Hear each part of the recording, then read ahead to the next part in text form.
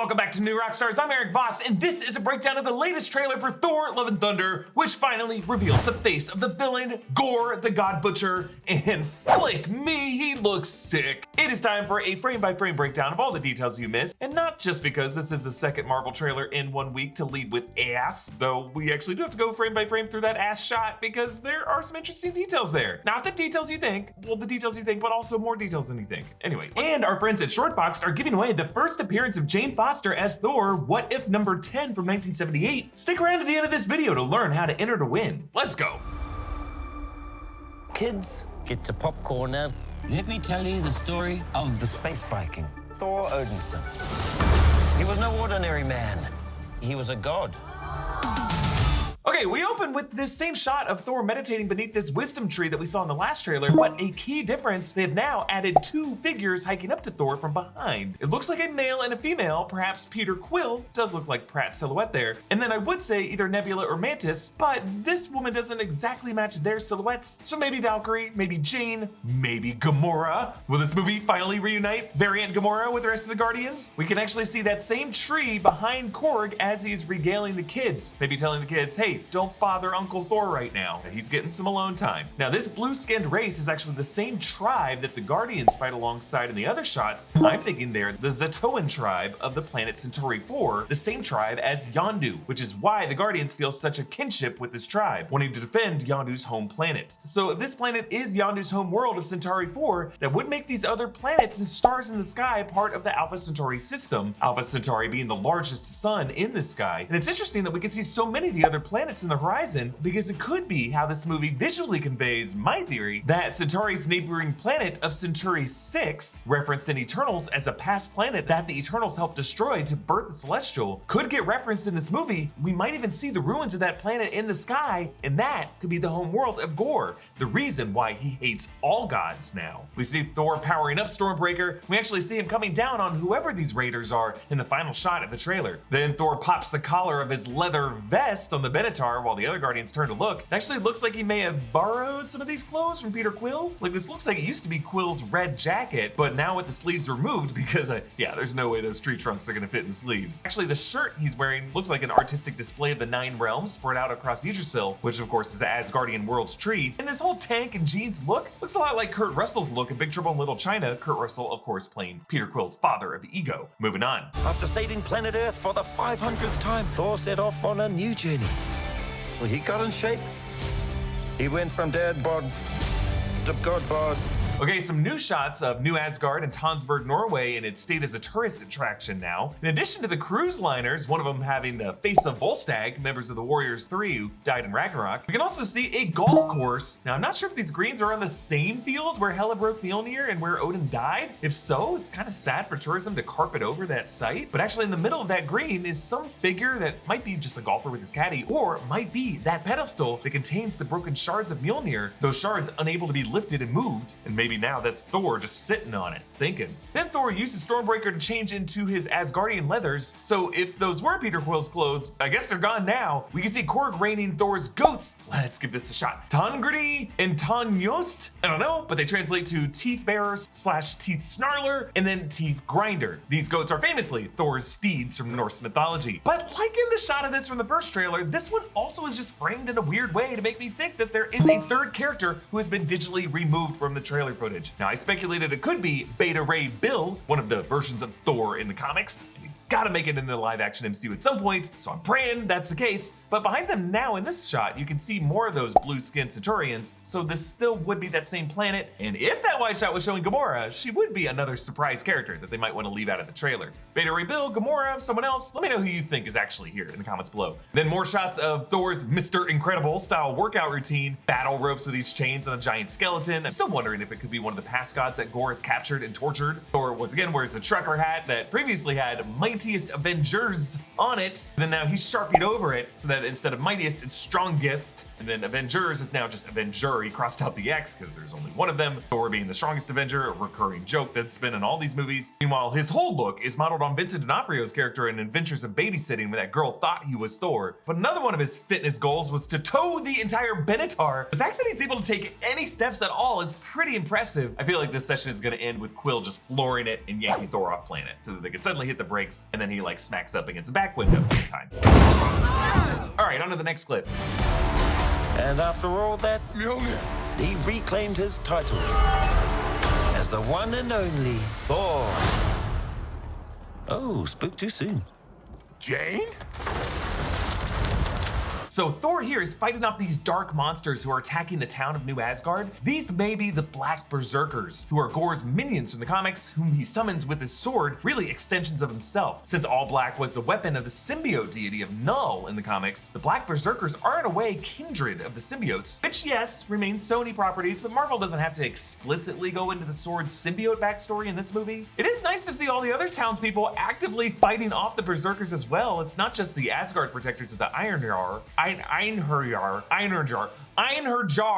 don't know. But yeah, we are seeing plainclothes civilians picking up pipes and stuff and beating them down. Now Thor tries to summon Mjolnir, but it hovers inches from his fingers, and Luke lightsabers from Kylo Ray. Jane Foster is the Mighty Thor from Jason Aaron's comic run, in which Jane uses Mjolnir to power up into Thor to escape her cancer treatments. This trailer may later hint at why Jane is carrying Mjolnir. I'll get to that in a bit. Right here, there is some odd editing going on, because in the reaction shot, Thor is suddenly now suited up in his brighter golden armor and his helmet, as opposed to his leather armor that he was wearing before. So really, we're seeing two moments stitched together, maybe one earlier in the battle, and then one at the end of the battle where the two finally step up to each other. To be honest, there is something goofy about the framing here. Like Thor, even under the mask, just looks plated into this shot as if they may be masking something here. Like, I'm just gonna be surprised if this is exactly how it looks in the theatrical version of the movie. So why the armor upgrade? Why are all the characters wearing armor upgrades? I think it may be Jane as the Mighty Thor wielding Mjolnir that causes all the Asgardians to suit up in this new badass look. Like Jane signals a new changing of the guard. Let's move on.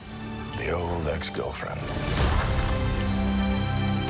What's it been like? 3, 4 years?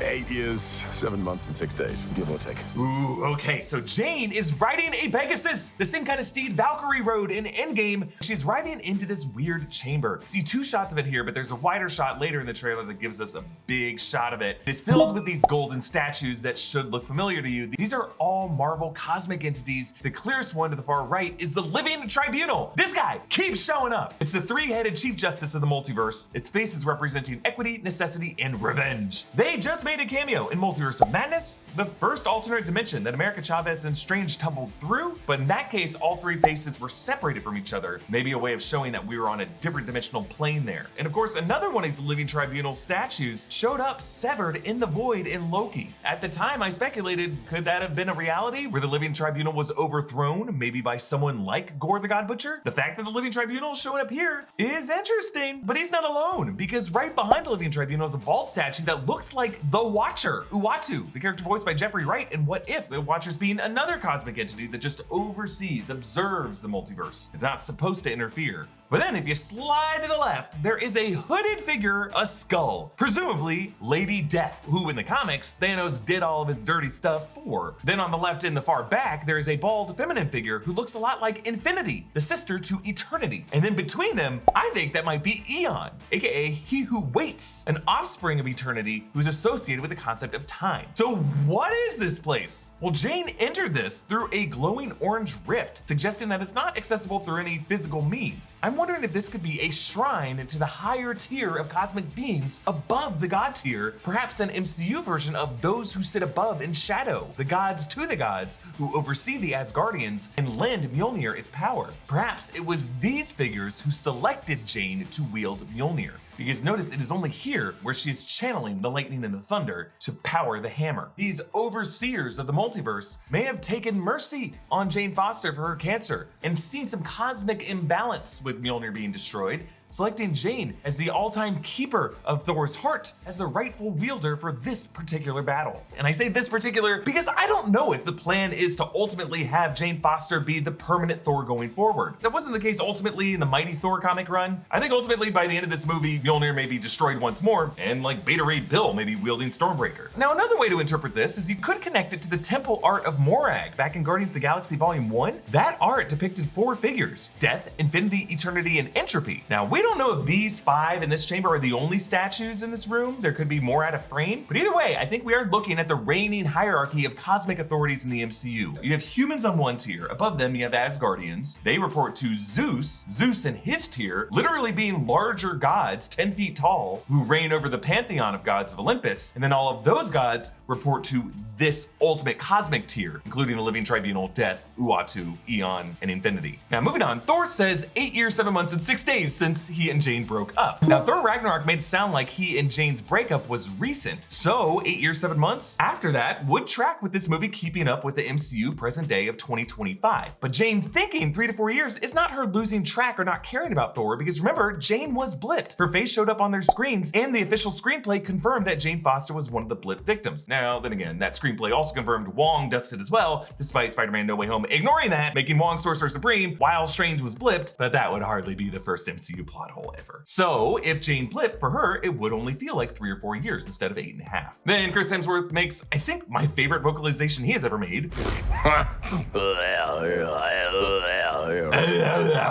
And Valkyrie Bean here confirms that she's among Thor and Korg and the Guardians when they are on Chitauri 4. I just love all these shots of Valkyrie's armor, that bold black and silver color with this Norse logo. The bold black and silver makes her, visually at least, a perfect fit for what I think will be the final battle of this movie, a desaturated one with GORR. And we meet him in the next section, so let's move on. The only ones who gods care about is themselves. So this is my vow. All gods will die.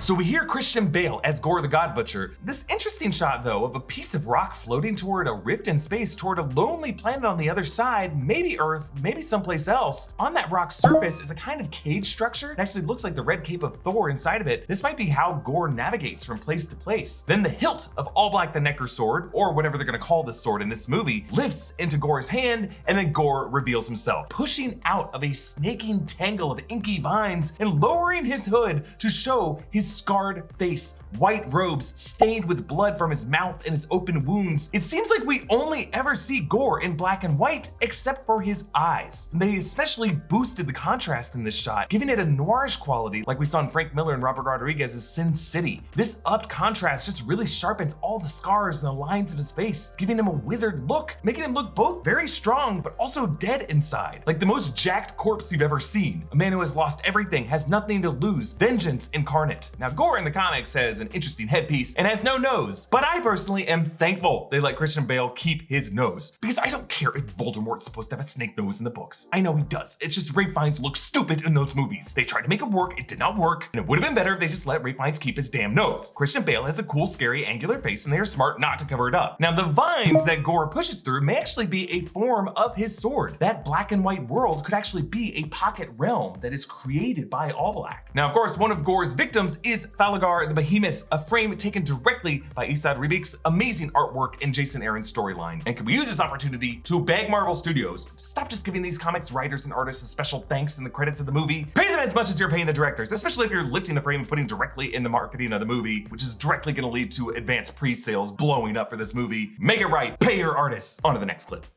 I just want to say that was very, very impressive what you did back there. He's just my first bad guy. You never forget your first. So Thor pops Stormbreaker into the goat boat, which is what I'm gonna call it now, and that boat leaves a rainbow wake as Stormbreaker has the power of the Bifrost, the Rainbow Bridge. Jane and Valkyrie help Thor fight off some Olympian guards, and here, and actually you can see even more clearly in that butt shot, you can see Thor has some back tattoos. It looks like he inked Loki's helmet and a square shape that I think might be Mjolnir. He might have inked everything he has lost onto his back. So that might also include Odin, his mother Frigga, Jane, Tony Stark, Black Widow, all the things he has lost. So why are they fighting in Olympus here? I'm wondering if maybe when Thor showed up at Thalagar's crime scene, Thor could have been falsely accused for killing these gods, as Olympus may think only Thor has the might to take down so many of them. Then an epic shot of GORR plunging his sword, clutching the blade into a planet or moon, destroying it. This would explain how he's able to kill Thalagar. I am wondering if GORR is doing this to try to kill a celestial that might be gestating inside. Do it while you can, GORR. It's about to become illegal in 26 states. Thor tells Jane, "You never forget your first. Talk talking about her first bad guy, but his sly implication there is that they were both each other's first true loves, or at least she was his, and he will never forget her. On to the next clip. You are not like the other gods of kill.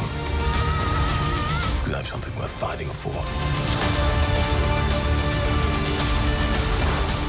So Thor and Valkyrie fight GORR on this broken surface that he shattered before. The photography just looks incredible. It looks as though Thor and Valkyrie are in the process of being desaturated during this fight. Like GORR could be draining the color and the life force from the whole world. You can see this especially as Valkyrie parries GORR using one of Zeus's lightning bolts. Like the rest of her body is desaturated, but the color seems to be coming from that bolt. The same is happening with Thor amidst a blast from Stormbreaker. Other than the bolts, the rest of the shot has the color draining from it. So why is Valkyrie using Zeus's bolt? Maybe Zeus has been killed and the ranking power of Olympus has temporarily passed down to her during this crisis. It just seems like as this final battle wages on, all of the color is going to be drained until we are in complete black and white. A stylistic choice that we previously have only seen in the MCU in things like WandaVision and the first Captain America film in order to invoke a deliberately nostalgic quality. But here it looks like the color changing is a direct consequence of factors within the scene. On to the last clip.